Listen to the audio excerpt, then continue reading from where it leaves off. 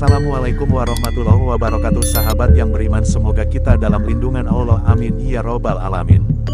Kisah kekejaman PKI di Madiun pada tahun 1948. Tonton sampai habis biar menambah pengetahuan kita dalam sejarah.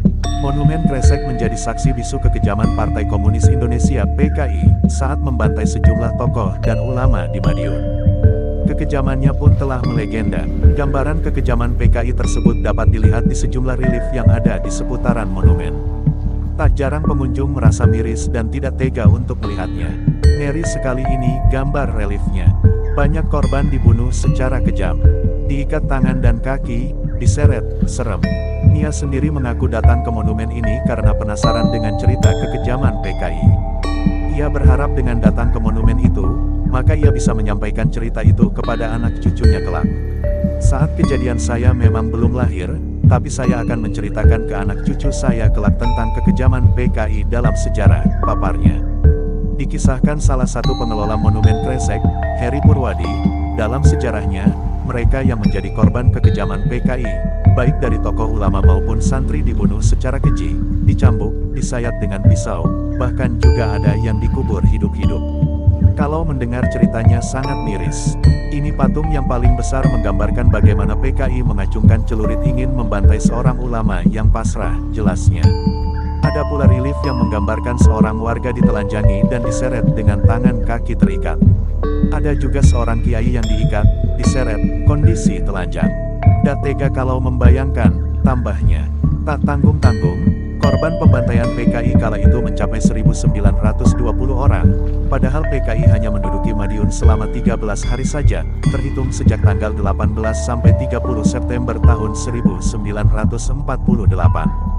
Sesuai data resmi dari Kodim Madiun yang kita buat referensi pembuatan brosur bahwa PKI menguasai Madiun sejak 18 hingga tanggal 30 September tahun 1948.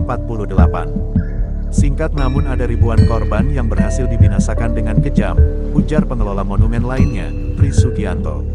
Pemberontakan kala itu dipimpin oleh Musso, tokoh komunis Indonesia yang lama tinggal di Uni Soviet kini Rusia. Dalam sejarahnya Musso menawarkan gagasan yang disebutnya Jalan Baru untuk Republik Indonesia. Musso menghendaki satu partai kelas buruh dengan memakai nama yang bersejarah, yakni PKI. Untuk itu harus dilakukan fusi tiga partai yang beraliran Marxisme-Leninisme PKI ilegal, Partai Buruh Indonesia PBI, dan Partai Sosialis Indonesia PSI. PKI hasil fusi ini akan memimpin revolusi proletariat untuk mendirikan sebuah pemerintahan yang disebut Komite Front Nasional, terangnya. Beruntung pemberontakan itu akhirnya berhasil ditumpas oleh pasukan TNI pada tanggal 1 Oktober tahun 1948. Musso sendiri berhasil ditangkap saat lari ke desa Kresek dengan mengepungnya dari berbagai penjuru. Namun pria yang juga aktif sebagai pengelola Pokdarwis desa Kresek ini berharap pengunjung tidak takut dengan relief-relief tersebut.